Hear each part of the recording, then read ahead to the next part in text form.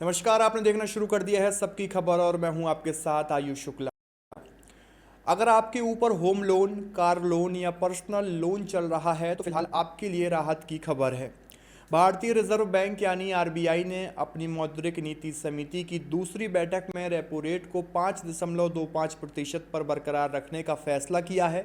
इसका मतलब है कि फिलहाल बैंकों के लिए आरबीआई से पैसा उधार लेना महंगा नहीं होगा और आम लोगों की ईएमआई पर भी तत्काल कोई बढ़ोतरी नहीं की जाएगी।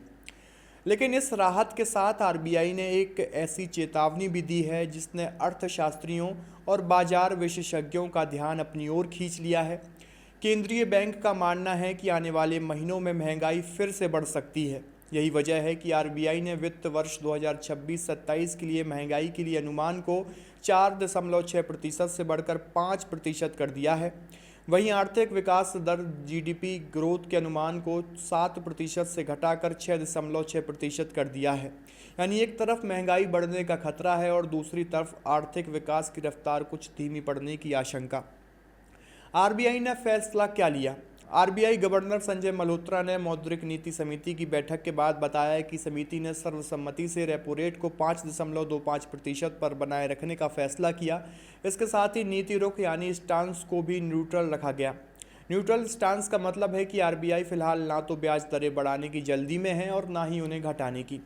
केंद्रीय बैंक आने वाले आर्थिक आंकड़ों, वैश्विक परिस्थितियों और महंगाई की स्थिति को देखकर आगे का फैसला करेगा। आखिर महंगाई बढ़ने का डर क्यों है? सबसे बड़ा सवाल यही है कि जब फिलहाल खुदरा महंगाई आरबीआई के लक्ष्य दायरे में है तो फिर केंद्रीय बैंक को चिंता किस बात की है?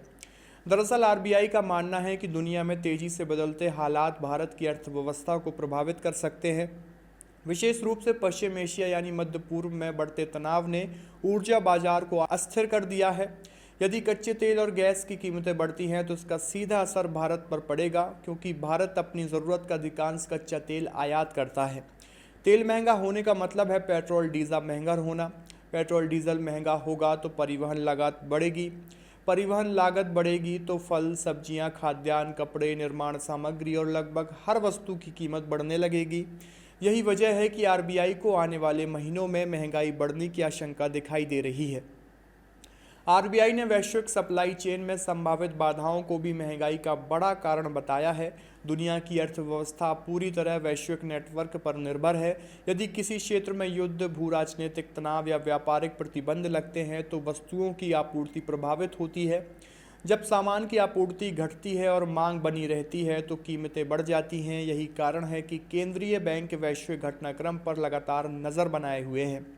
आरबीआई ने अपनी रिपोर्ट में मानसून को लेकर भी चिंता जताई है। यदि इस वर्ष बारिश सामान्य से कम रही तो कृषि उत्पादन प्रभावित हो सकता है। भारत में आज भी बड़ी आबादी कृषि पर निर्भर है और खाद्यान्न उत्पादन का बड़ा हिस्सा मानसून पर आधारित है।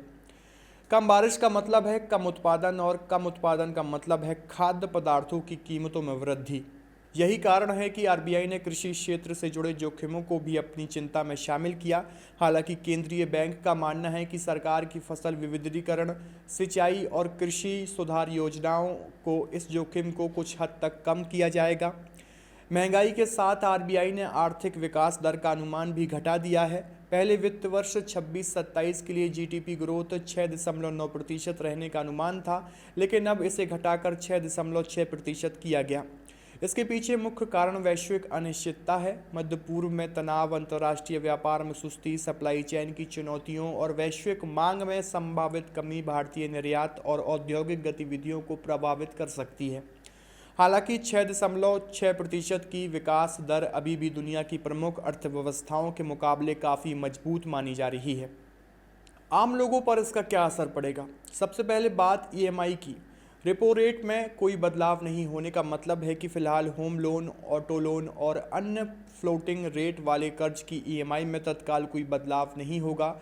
जो लोग पहले से लोन चुका रहे हैं उन्हें फिलहाल राहत मिलेगी।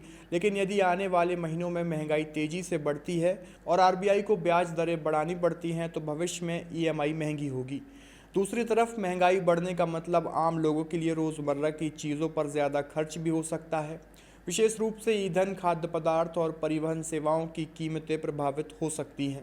रेपो रेट वह ब्याज दर होती है जिस पर आरबीआई देश के बैंकों को अल्पकालिक कर्ज देता है।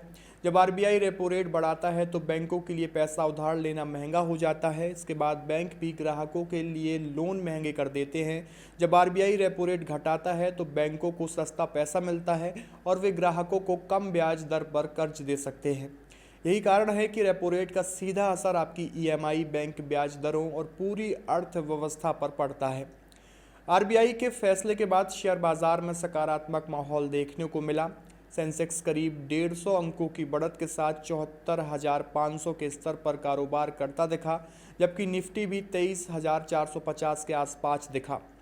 निवेशकों ने इस फैसले को संतुलित और व्यवहारिक माना है, क्योंकि इससे एक तरफ आर्थिक गतिविधियों को समर्थन मिलेगा और दूसरी तरफ महंगाई पर नज़र भी बनी रहेगी। तो कुल मिलाकर आरबीआई का ताज़ा संदेश साफ है। फिलहाल अर्थव्यवस्था स्थिर है, ईएमआई बढ़ने का खतरा नहीं है और विकास की रफ्तार भी बनी हुई है। लेकिन दूसरी तरफ वैश्विक तनाव, तेल की कीमतों में संभावित उछाल, सप्लाई चेन की समस्याएं और मॉनसून से जुड़े जोखिम महंगाई को फिर से बढ़ा सकते हैं। यानी फिलहाल आम आदमी को राहत ज़रूर मिली है, लेकिन आरबीआई ने भविष्य के लिए चेतावनी भी दे दी है। आने वाले महीनों में तेल की कीमतें, मॉनसून की स्थिति और वैश्विक हालात तय करेंगे कि महंगाई किस दिशा में जाती है और क्या आरबीआई को फिर से ब्याज दरों को लेकर कोई बड़ा फैसला लेना पड़ेगा। फिलहाल देश की नज़र महंगाई और विकास दर के बीच संतुलन बनाए रखने की आरबीआई की रणनीति पर टिकी हुई है। आपकी इस पूरी खबर को लेकर क्या राय है, कमेंट बॉक्स में अपनी प्रतिक्रिया ज़रूर दीजिए और देखते रहिए सबकी खबर। शुक्रिया।